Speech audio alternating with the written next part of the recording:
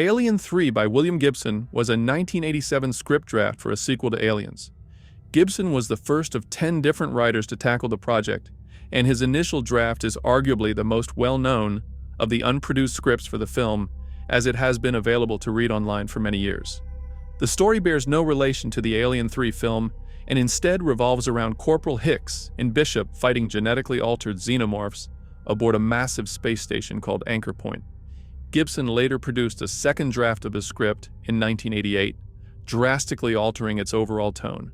While the first draft is a large-scale action spectacle in line with Aliens, the second draft drastically reduces the number of xenomorphs to just 3, and instead presents a story more akin to the claustrophobic horror of Alien. However, the studio rejected both iterations of Gibson's script. His attempts were followed by Eric Red's unproduced script. Although it was never made into a film, Gibson's script, particularly his second draft, has been adapted and released in several other formats. In 2018, it was adapted as a comic book series titled Alien 3, the unproduced script by Dark Horse Comics, and in 2019 it was turned into an audio drama featuring Michael Biehn and Lance Henriksen, directed by Dirk Maggs and published by Audible Studios. Personally, I highly recommend it, as it is an incredibly immersive and detailed story that brought back the fear I felt the first time I watched Alien. I strongly recommend it. If you're intrigued, I've included a link below for you to explore it further. The story begins with the Sulaco on its return journey from LV-426. Due to a navigational error, the ship drifts into an area of space controlled by the Union of Progressive Peoples, or UPP, a socialist nation-state analogous to the Soviet Union, which is engaged in a Cold War and arms race with an unnamed faction. UPP forces board the Sulaco and are attacked by a facehugger that has apparently grown from xenomorph genetic material deposited within Bishop's severed torso. Both the victim and the facehugger are killed before the remaining commandos eject them into space. Before leaving, the crew retrieves Bishop's torso. Sometime later, the Sulaco docks at the Anchorpoint Space Station, where it encounters a team of colonial marines and scientists, including a science technician named Tully. They board the ship and are attacked by 2 xenomorph drones. The creatures killed 2 Marines before being incinerated with a flamethrower. During the fight, Ripley's cryotube is severely damaged by the flames. She survives but falls into a coma. Corporal Hicks also survives unscathed. Additional xenomorph genetic material is recovered from Bishop's severed legs in the Sulaco hangar, and Tully and his team secretly begin experimenting under orders from Weyland-Yutani representatives, Fox and Wells.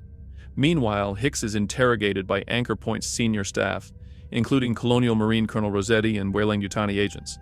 Shortly after, Newt departs Anchorpoint aboard a decontaminated Sulaco, returning to Earth to live with her grandparents. Hicks is assigned a job in a mechanics workshop with a man named Walker, but starts hearing rumors about xenomorph experimentation aboard Anchorpoint. His investigations eventually lead him to uncover the experiments being conducted by one of Tully's co-workers, named Spence. At the same time, the UPP returns Bishop, whom they have repaired as a gesture of goodwill. In reality, they are also experimenting with the genetic material recovered from his remains and have begun cloning and genetically modifying xenomorphs. The xenomorph material aboard Anchorpoint exhibits the ability to alter genetic material upon contact. Hicks and Bishop enter the laboratories to destroy the samples there. They succeed but are detained, though unknowingly, it is already too late. Tully and Wells have been infected by the xenomorph pathogen during a previous accident. During a briefing among senior staff about the incident, it is revealed that part of the genetic material recovered from Bishop's legs was sent to Earth aboard the Sulaco. The infection within Wells manifests as she undergoes a transformation, tearing off her skin to reveal a new xenomorph form underneath. The creature attacks the meeting attendees, killing Fox before being destroyed. Hicks is released from detention by Rossetti when it is discovered that Tully has gone missing. While searching for Tully in the station's depths, Hicks and Walker are attacked by the xenomorph he has become and are forced to flee. The xenomorphs begin reproducing rapidly and spreading throughout Anchorpoint. The station also receives a transmission from the UPP revealing that their own experiments with the creatures have led to a catastrophic containment failure. Realizing Anchorpoint is likely doomed, Hicks ejects Ripley from the station in an emergency pod, sending her back to Earth. He then leads a team of colonial marines to the station's lower levels to fight the xenomorphs. There, they discover the hive and a mutated queen. When they attack, the queen opens her abdomen and releases a contagious cloud of xenomorph pathogens directly into the station's main ventilation fans. Hicks manages to kill the queen and escapes with the surviving marines. Bishop succeeds in shutting down the ventilation system, but many people have already been infected and begin transforming. The station where the UPP was conducting their experiments is destroyed by one of their own attack cruisers with a nuclear strike. The survivors aboard Anchorpoint also realize they must destroy their own infected station. Hicks reasons that they will all perish before a rescue can arrive, and in that case, nothing would stop recovery ships from docking at the station, allowing the xenomorphs to spread further. To this end, Bishop sets out to overload the station's core, while Hicks and the other survivors head for the escape pods, fighting off xenomorphs along the way. The survivors end up donning spacesuits and crossing the station's outer hull in hopes of reaching the escape pods. However, they are attacked again by xenomorphs, including a second queen. Hicks kills the queen with his pulse rifle's grenade launcher, but the survivors, now reduced to Hicks, Bishop, and Spence, find themselves stranded on the tip of a radio antenna, out of ammunition, with xenomorphs advancing toward them and the station only minutes from self-destruction. At that moment, a surviving UPP commando arrives in a small combat ship. She rescues Hicks and the others moments before Anchorpoint explodes. The survivors are then picked up by the USS Essex. Though it is revealed that the UPP commando is fatally poisoned by radiation and will not survive, the script ends with Bishop theorizing that humanity is now united against a common enemy, the xenomorphs, and that they must find their homeworld so they can be eradicated once and for all. Gibson's script is notably the only one written for Alien 3 that attempts to provide a plausible explanation for how xenomorphs could be aboard the Sulaco following the events of Aliens. An egg develops from xenomorph genetic material within Bishop's remains, presumably deposited there when he was torn in two by the alien queen. From this egg, a facehugger emerges and attacks a member of the UPP boarding the ship. However, its body is immediately ejected into space, and no explanation is given for the two xenomorph drones that later attack Anchorpoint's boarding party. Despite the lack of additional facehuggers, xenomorphs somehow develop aboard the Sulaco. There were no victims from whom the adult creatures could have been born, as Ripley, Newt, and Hicks were discovered intact. Another notable aspect of the script is its explicit declaration that the xenomorphs originated as an artificially designed creature. At one point, a UPP character mentions that the xenomorph's genetic structure seems engineered to facilitate manipulation, and theorizes they were created by an unknown alien race to be used as a biological weapon. This concept has long been a popular fan theory within the series, and is even shared by Alien director Ridley Scott, though it has never been officially confirmed. The script carries strong Cold War undertones, referencing an ongoing war and arms race between the Socialist Union of Progressive Peoples and the unnamed faction to which the main characters belong. The UPP is clearly based on the Soviet Union.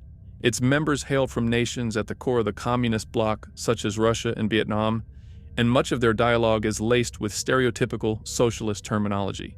In the script, both major powers attempt to develop xenomorphs as biological weapons, fearing that their opposition is likely doing the same, mirroring the nuclear arms race between the US and the Soviet Union.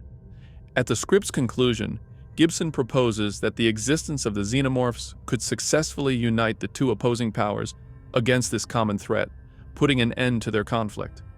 As with all unproduced Alien 3 scripts, Gibson alters the nature of the xenomorphs, granting them substantial new abilities within his story. Most drastically, the xenomorphs in a script now exhibit the ability to reproduce through airborne contagion, akin to a virus. When xenomorph contagion is inhaled into the lungs, the victim, after a variable incubation period, undergoes the change, as Gibson calls it, transforming into a xenomorph form. The transformation process, as envisioned by Gibson, involves a rapid, involuntary alteration of the victim's skeletal and muscular composition, culminating in the newly formed xenomorph graphically tearing free from the shell of flesh on its body. The concept of airborne contagion was intended to add suspense, as the survivors would not know if someone among them was infected until the change occurred suddenly. This concept and the process of sudden transformation bear a clear resemblance to John Carpenter's 1982 horror classic, The Thing, which centers on an alien life form that can disguise itself as human to hide among a group of people stranded at an Antarctic research station, only to emerge horrifically when discovered. Perhaps most notably, a similar means of airborne reproduction would reappear in the Alien franchise 30 years later in Alien Covenant, where the neomorph creatures exhibit a comparable mode of reproduction via airborne spores. In addition to the change, the xenomorphs also reproduce through their conventional means, though often multiple creatures emerge simultaneously from a single victim. One character is even impregnated with chest bursters after merely being bitten on the lower leg by a drone, suggesting the process is also viral in nature. Gibson mentions that the drones in his script are larger, more aggressive, faster than previously seen creatures, and capable of reproducing much faster than before. These changes are attributed to the cloning and genetic modification experiments conducted by the UPP and the team aboard Anchorpoint. This concept bears striking similarities to the cloned xenomorphs seen in Alien Resurrection, which were similarly altered through cloning attempts. Gibson also explores the idea of xenomorphs created from non-human organisms, with one scene briefly featuring xenomorphs born from lemurs. Later, even vegetation is apparently absorbed by the xenomorph infection. Compared to the widely available first draft, Gibson's second draft was for many years relatively obscure and difficult to find. While it contains the same general plot and setting as the first script, it is in fact a very different version of the story, with less action, fewer human characters, and far fewer xenomorphs stalking them. Instead of a bustling, densely populated space station housing a small contingent of colonial marines, Anchorpoint is staffed only by a small team of scientists as its construction is being completed. The personnel stationed there have access to almost no weaponry.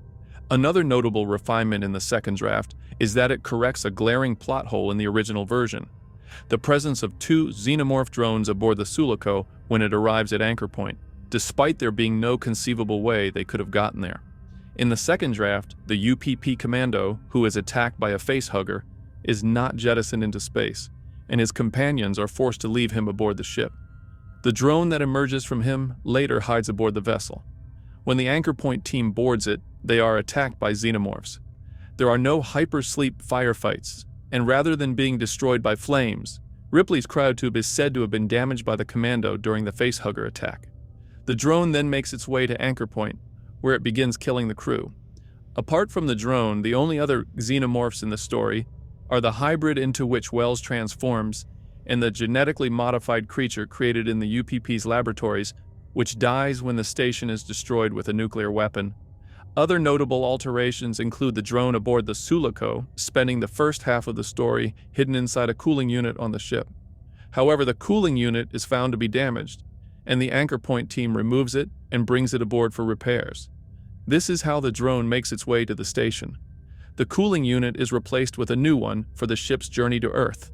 Later, it is implied that Fox, one of Weyland-Yutani's representatives, knew about the drone and intended for it to return to Earth aboard the Sulaco. With the drone aboard Anchorpoint, no mention is made of xenomorph material being sent to Earth in the first draft. Bishop hesitates before destroying the xenomorph samples in the lab, and no explanation is given for his hesitation. The second draft clarifies that he experiences a moment of conflict because it goes against his nature to destroy any living organism, even xenomorphs. Lance Henriksen made the same observation in interviews after the release of Aliens. Bishop holds no prejudice against living beings. Anything alive, human or alien, is miraculous to him. In the first draft, Rossetti survives almost until the end of the story, but is killed when he transforms. In the earlier version, however, he kills Fox, who instead survives much longer in the second draft. Tully ends his life by locking himself in a freezer before he can transform into a xenomorph, and Spence later finds his frozen, partially transformed body. To prevent anyone from calling for help, exposing what Weyland-Yutani has done, or allowing the xenomorphs to spread, Fox destroys Anchorpoint's mainframe. After Hicks sends Ripley to Earth in an escape pod, Fox destroys all the other pods. Instead of a large arsenal of advanced weaponry, the survivors' only firepower comes in the form of 3 hand grenades and a pistol with only 5 rounds left, taken from the UPP Commando's combat suit. Spence explains the meaning of the term bug house. Colonial Marines are often tasked with eradicating redundant species on colony planets to make the area safe and habitable, and to ensure there is no competitive ecosystem for settlers. The survivors learn that Fox has a personal shuttle he can use to escape. However, when they find it, they discover that the drone has turned the shuttle into a small hive, within which Fox is still alive and trapped.